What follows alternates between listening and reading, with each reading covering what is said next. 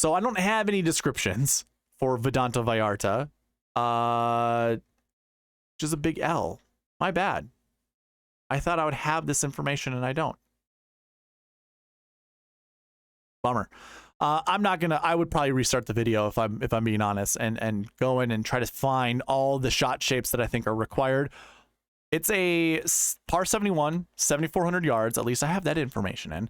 It is paspalum grass. I'm gonna actually just remove this and we'll get on to the tournament.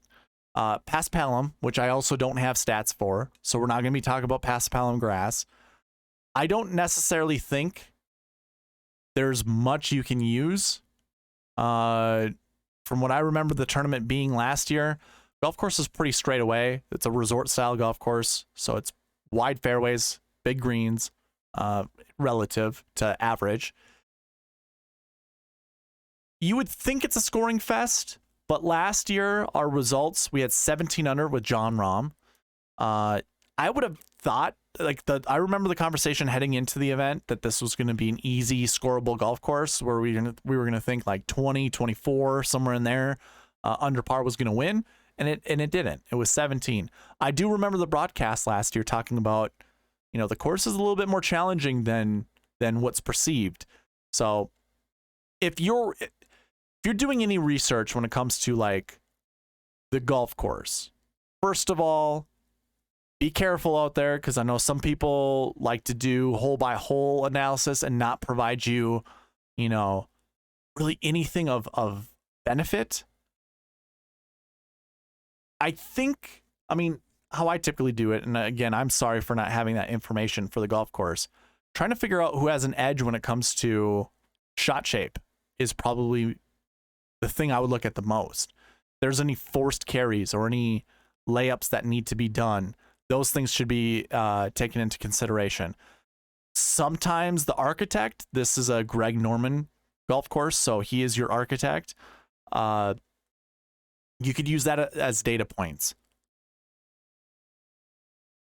I'm not sure I agree with most people out there that have comp courses to this. Sure, use them sparingly. A lot of comp courses, more often than not, use the results of golfers at each event. So if there seems to be a strong correlation, they think that's a, like, say Matt Kuchar was playing this event. Well, he plays at the RBC Heritage. He also plays at Mayakoba Golf Classic, that kind of stuff.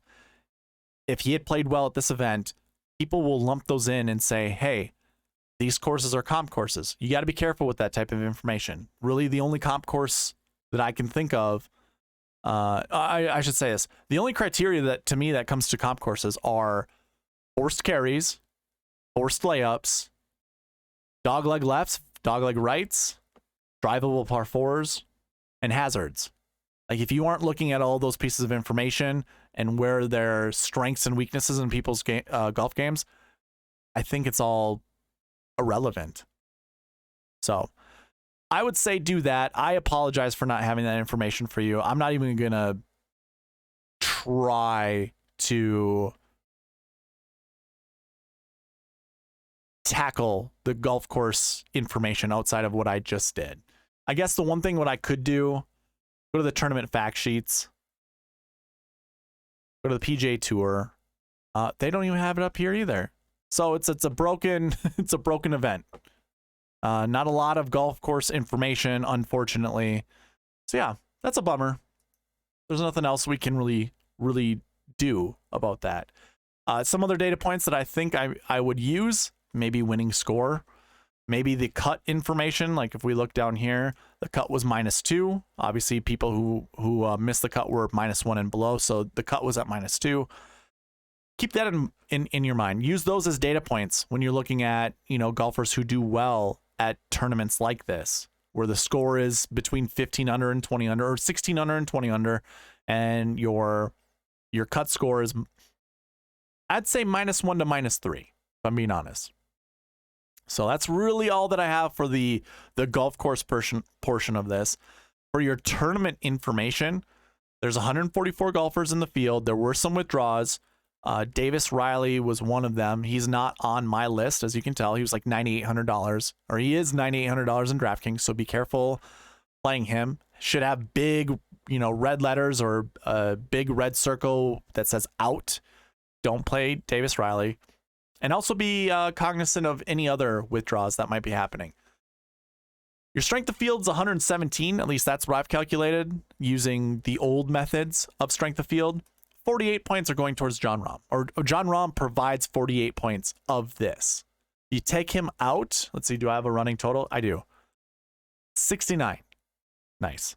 But that is your strength of field without Jon Rahm in it, which is incredibly weak. This is Corrales Punta Cana levels of weak.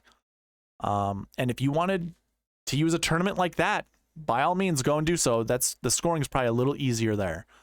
But outside of this, you've got Rahm and Tony Finau.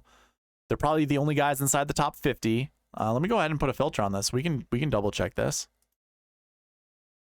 Alex Noren is also inside the top 50. Now, this has not been updated since the Zurich Classic, so I don't know if Noren has dropped out of the top 50, but there are 3 golfers inside the top 50. There's an additional 4 golfers that are inside the top 100. So that makes 7 golfers inside the top 100. Everyone else drops outside of that. So with that being said, weak field, very, like I said, I joked about it being the Jon Rahm Open.